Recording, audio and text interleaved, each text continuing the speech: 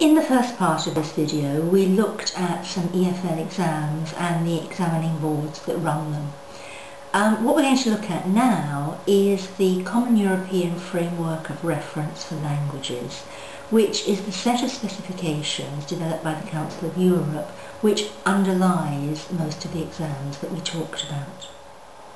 The Common European Framework of Reference for Languages divides levels of ability into language into 6 distinct stages, starting at the bottom with A1, A2, B1, B2, C1, C2, so that C2 is a near-native speaker competence. And for each of these levels, there is a series of descriptive statements, can-do statements, which describe the communicative abilities that a learner is intended to have at that particular level. As I said, these are can-do statements. They're not grammatical categories, lexical categories, or whatever, although certain topics are specified. But they say what the learner can actually do with the language. So let's take some examples. What I've got here is for example, the microskill of compensating, the sub-skill of compensating. If the learner doesn't know a word that he or she needs when communicating, what does she do? So we've got at A2 level, can identify what she means by pointing to it, e.g., I'd like this please. But up at B2 level, we've got can use circumlocution and paraphrase to cover gaps in vocabulary and structure, so can talk their way around the word. While at B1 level, in the middle, we've got can foreignize a mother tongue word and ask for confirmation. Obviously a useful strategy in Europe, whereas very often words are cognates, they do share a common form with English. Some more examples under sociolinguistic appropriateness. We've got at A2, can handle very short social exchanges using everyday polite forms of greeting and address, can make and respond to invitations, apologies, etc. Up at B1 level, one level up, we've got can perform and respond to a wide range of language functions using their most common exponents in a neutral register. So gradually the competence increases level by level. One more example from phonology. We've got at A2 level, pronunciation is generally clear enough to be understood despite a noticeable foreign accent, but conversational partners will need to ask for repetition from time to time. Whereas up at C1, can vary intonation and place sentence stress correctly in order to express finer shades of meaning. So again, quite a difference there. The beginnings of the development of the framework can be traced right back to the 1970s.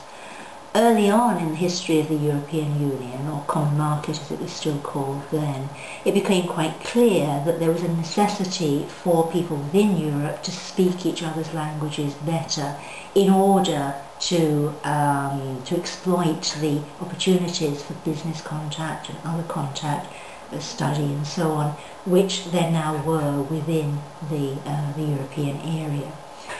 And one of the problems was that the levels that different examining boards used, which different course books used and so on to describe themselves, didn't really correspond. My lower intermediate could be your elementary and somebody else's mid-intermediate. What did we actually mean by those levels?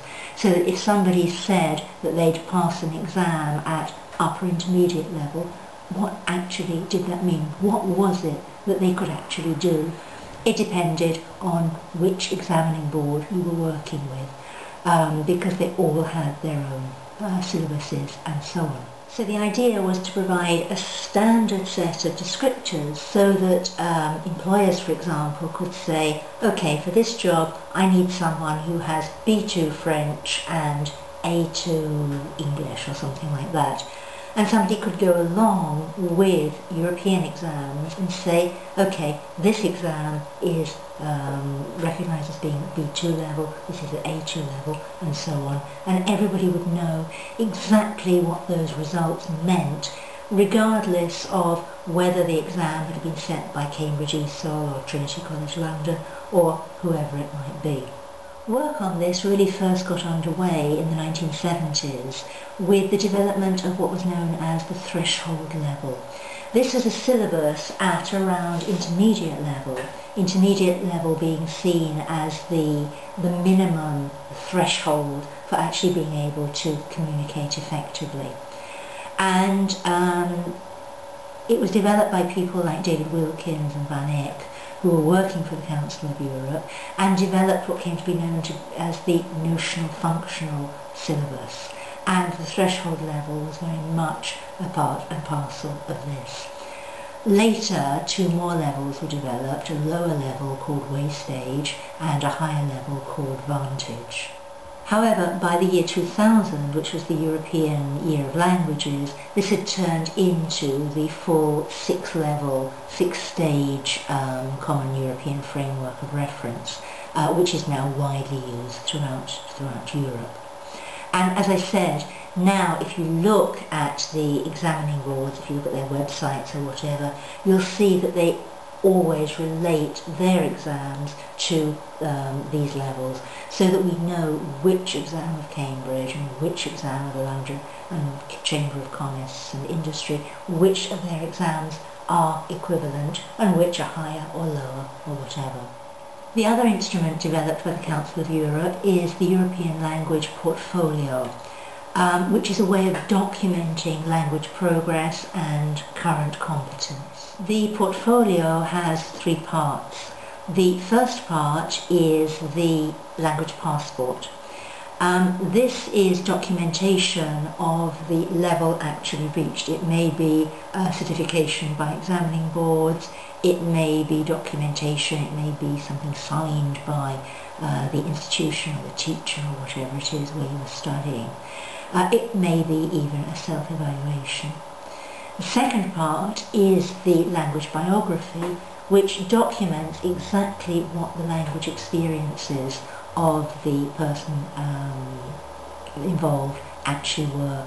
So that might be formal learning environments, such as courses or whatever, or it just may be informal contact with the language, or actually on the spot in the country stays where the person has been developing their language competence. The third element of the portfolio is the dossier, where the learner can actually accumulate evidence of things which have been written in English, or even recordings or whatever. Interestingly, the idea behind the portfolio is the same, or are the same two ideas that we started with right at the beginning of this section. The idea that first it can have practical significance, that it can be presented to a potential employer as evidence of language achievement, or if you're going to do a new course, can be shown to the people running the course so they know exactly what you've done in the past. But also it's seen as being something to motivate and to aid self-assessment, self-development in language learning.